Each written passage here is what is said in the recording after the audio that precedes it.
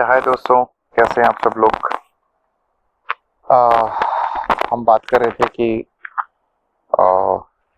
इस God exist के बारे में, जो सीरीज चल रही है हमारी, उसी के बारे में हम बात कर रहे हैं।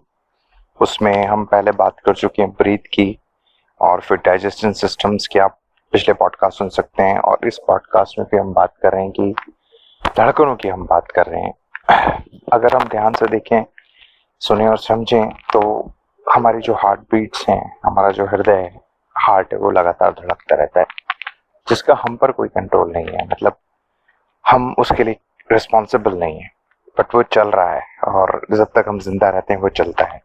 तो फिर मन में सवाल ये आता है, कैसे चल रहा है, क्या है जो इसे चला रहा है।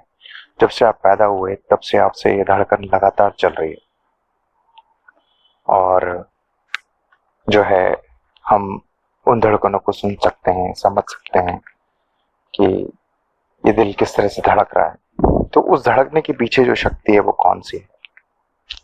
क्या ये प्रमाण नहीं है कि ईश्वर है? चाहे कॉन्शियसनेस बोलिए या शक्ति बोलिए, जो आप कह सकते हैं।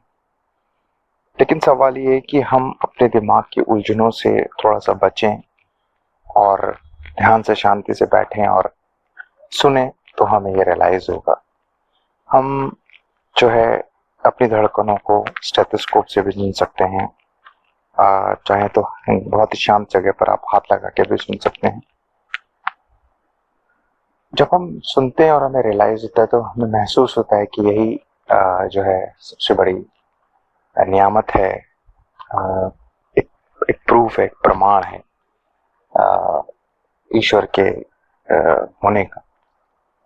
तो जब भी आपको समय मिले, आप अपनी धड़कनों को सुनिए, और आप महसूस कर पाएंगे कि कुछ जो शक्ति है जो हमें जिंदा रखे हुए। तो मैंने कहा, चलिए इस बार हम ऐसे एक ऐसे और प्रमाण के बारे में या प्रूफ के बारे में बात करते हैं, जिससे हमें इस बात का पता चले।